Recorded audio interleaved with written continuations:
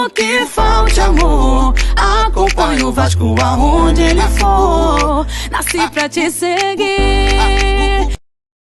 Salve família vascaína! Sejam bem-vindos aí a mais um vídeo no canal. Eu sou o Thiago, você está no canal Vasco em Família. Se não for inscrito aqui, já dá aquela moral, senta o dedo no like pra gente estar chegando a mais vascaínos. E não esquece de ativar o sininho de notificação para não perder os próximos vídeos. E tá sempre por aqui dando aquela moral, deixando a sua opinião, seu comentário. A gente tá trocando aquela ideia de vascaíno pra vascaíno. Quero trazer aqui hoje o Papai Joel falando aí, Vasco sobe ou não? Quero ver se você concorda com a opinião dele. Alex Teixeira e Nenê, será que vão ser ainda importantes aí nessa sequência de jogos que o Vasco tem 7 decisões aí? Dá pra acreditar que Alex Teixeira e Nenê vão ser importantes? O Edmundo falou sobre esses dois jogadores, quero trazer aqui e quero a opinião de vocês, família vascaína, mas vamos iniciar o nosso vídeo falando dessa semana aí decisiva para o nosso Vascão, esse confronto contra o Londrina aí na quinta-feira em São Januário, um jogo muito importante que realmente o Vasco ganhando dá uma moral a mais. Mas família vascaína, analisando aí a sequência tanto do Vasco, Londrina, a gente pode imaginar aí que até o Sampaio Corrêa tem chances de acesso, né? Tá com 42 pontos ali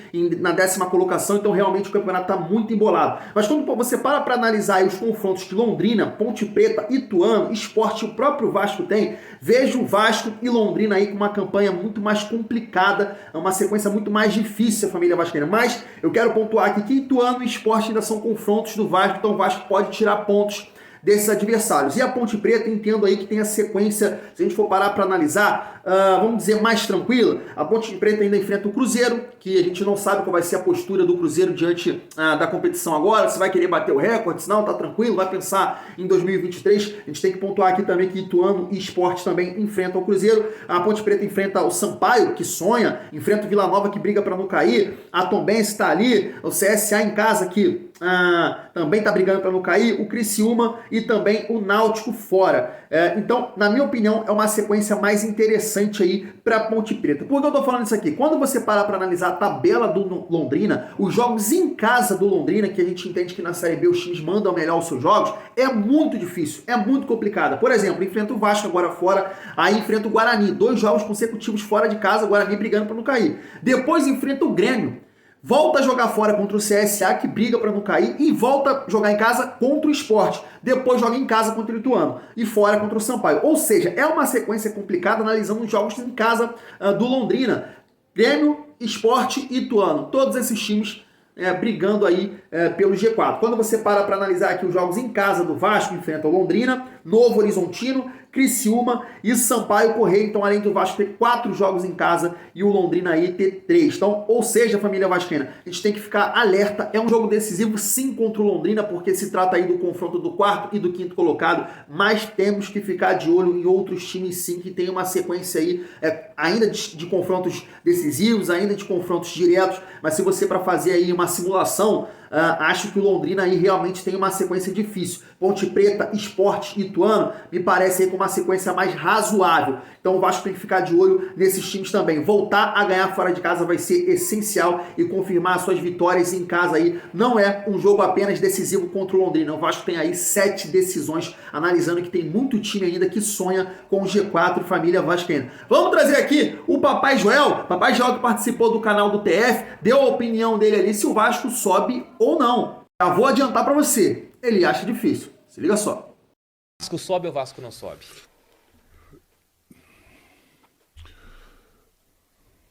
Salgador,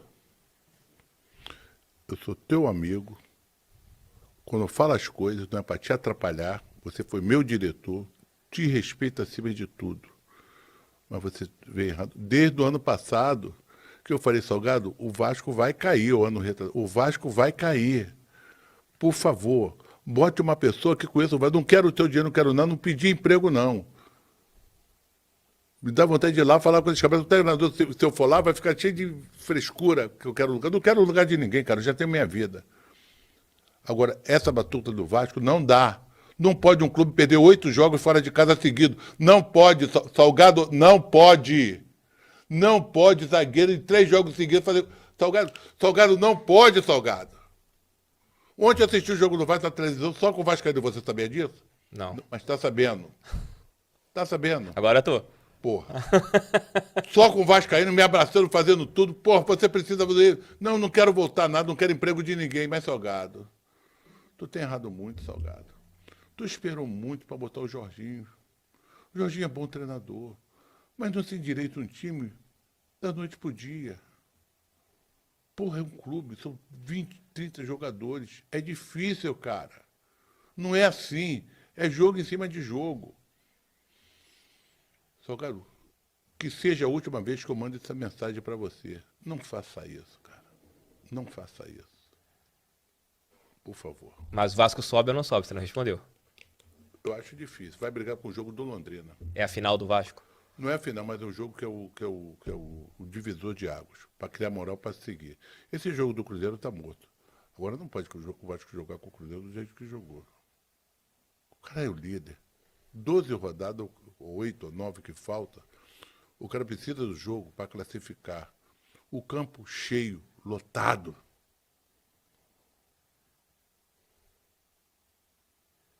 Porra. E o Vasco agora tá certo, tá botando os garotos para jogar, hein? Que puta que pariu.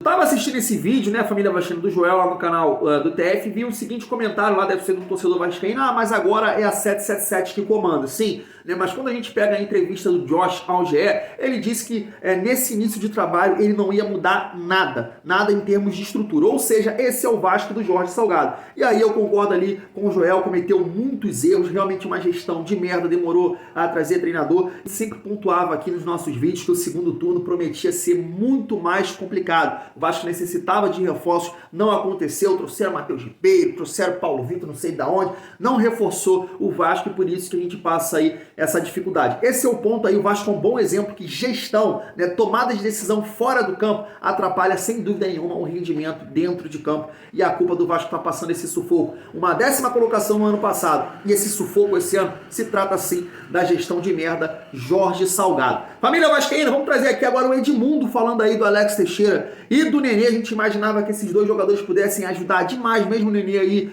com seus 41 anos, o Alex Teixeira, a gente, porra, é agora o salto de qualidade que o Vasco precisava nessa Série B, e não foi isso que a gente viu, né, família vascaína. Eu posso dizer aqui, não sei se vocês concordam, que a gente espera muito mais dos moleques, né, do Andrei, do Egnaldo e do Marlon do que propriamente do Alex Teixeira e do Nenê. Mas o Edmundo pensa o seguinte, ó, primeiro Alex Teixeira, se liga só. Deve jogar em qual posição, Edmundo? A expectativa sobre ele era grande. Ainda é grande, né, Gabriel? Onde você acha que o Alex Teixeira tem que jogar?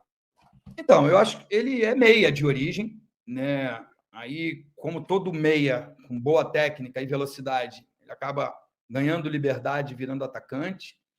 Nos bons momentos dele no Shakhtar, ele jogava como atacante.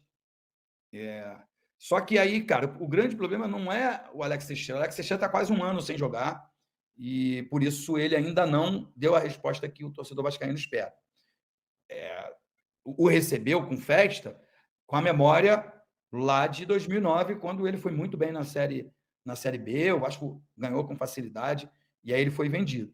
Mas ele está quase um ano sem jogar, ficou 6 meses parado aqui no Brasil só treinando e 6 meses lá na Turquia sendo pouco aproveitado. Então, acho que falta ritmo de jogo e falta condição física. Mas, mais do que isso, ele e o Nenê ocupam a mesma faixa do campo. Então, assim, eu acho que é muito da consciência do atleta perceber que ele precisa melhorar a parte física, perceber que ele precisa melhorar a parte técnica para poder ser útil quando for requisitado. Mas eu não sei se é maldade da imprensa, mas noticiaram que o Vasco não tinha interesse em renovar com ele. Isso na parte motivacional, é muito ruim. E eu acho que o Vasco tem que contar com ele nesses próximos... São 7 ou 8 jogos que faltam para terminar o campeonato. Porque ninguém sabe o que vai acontecer, ninguém sabe se alguém vai machucar, mas a verdade é que ele tem contrato e deve ser útil, né, até o final. E aí, concorda com o Edmundo? Alex Teixeira ainda pode ser importante nessa sequência aí de 7 jogos? Eu vou te falar que eu acho bem difícil, família vascaína, mas torço aí pro Edmundo tá certo. Agora vamos trazer aqui o nosso ídolo Edmundo falando. Nenê, liga só. O Jander tá falando que o Nenê é bom jogador, mas não tem como jogar os 2 tempos nos jogos. Isso aí você fala bastante aqui, né, Edmundo? Sobre o cara, Nenê. Né? E aí parece que eu tô pegando no pé do Nenê, sabe? Parece que, pô, eu não gosto dele. Não, muito pelo contrário, cara. Eu adoro o Nenê, mas eu quando eu falo única e exclusivamente para o bem do Vasco. Não é Claro. pessoal, sabe? E, pô, é do fundo do meu coração mesmo. Eu adoraria que pô, todo grande jogador, todo craque, fosse eterno, né? E durasse para sempre, né? Durasse para sempre, entende? Mas, infelizmente, isso não é possível. Então, pô, cara, todo mundo tem início, meio e fim. Então, se eu tiver que falar que, para o bem do Vasco, é melhor que o Nenê não jogue todos os jogos, se isso for o melhor para o Vasco, se eu entender que isso é melhor para o Vasco, eu vou falar, né? Mas o bom é que algumas pessoas sensatas concordam comigo. Tá aí a opinião do Edmundo. E vou te falar, cara, que eu nunca pontuei isso aqui no canal, mas eu acho que eu tenho que concordar com o Edmundo. O Nenê deve sim jogar os jogos principalmente em casa, né? Se a gente parar pra pensar aqui no Cruzeiro, né? O Cruzeiro, ele não tem esse jogador aí que faz a função do Nenê, o meio armador, que trava a bola, que é uma bola parada. Você vê que o Cruzeiro, ele é muito físico, né? Realmente é um time que bota muita correria e aconteceu isso com o Vasco. Você não via um jogador ali de organização. O Cruzeiro tinha ali o Stênio, o Lincoln, né? O Bruno Rodrigues pelo lado e o Edu. Cadê esse meio articulador como o Nenê? E aí você pega uma análise do Pênalti de Ouro que eu passei aqui no canal, pegando esse jogo do Cruzeiro aí que o Vasco jogou fora de casa como exemplo, e ele falou, poxa, pegou o Marlon e Aguinaldo, puxou os caras pra marcar lá atrás e ficou Nenê e Raniel na frente. Quando o Vasco tinha a bola, Aguinaldo e Marlon estavam aqui ainda pra fazer o corredor, porque estavam ajudando, e você tinha Nenê e Raniel na frente. O Vasco realmente ficava sem velocidade para puxar o contra-ataque. E o Vasco precisa pontuar fora de casa, sem sombra de dúvida, e tendo o Cruzeiro como exemplo, eu acho que sim, o Nenê tem que ser barrado, porque não tá acrescentando tanto tecnicamente, e aí o Vasco precisa ser mais físico. Acho que essa é a observação que eu faço, concordando aí com o Edmundo. Eu quero até a opinião de vocês, mas eu concordo aqui com o Edmundo. Acho que o Vasco deveria guardar o Nenê aí para jogar nos jogos em casa e fora. Um time mais físico, com mais vontade, com mais juventude, essa é a minha opinião. E tem várias possibilidades. Por exemplo, o Marlon, que está jogando aberto pelo lado direito, na base sempre jogou ali como um organizador, segundo homem de meio campo, ou terceiro homem de meio campo ali, organizando. Então ele pode fazer essa função. E aí pelo lado você pode botar o Figueiredo pelo lado, Aguinaldo centroavante, escolher o Bruno Tubarão pelo lado, e outras situações também, Aguinaldo, Figueiredo de falso 9, Peck pelo lado, alguma coisa tem que acontecer. O fato é que o Vasco precisa ser mais físico fora de casa, e a barração do Nenê é sim um ponto que deve ser analisado, principalmente nos jogos fora de casa, família vascaína. Vou ficando por aqui, tamo junto, e é muito bom ser Vasco.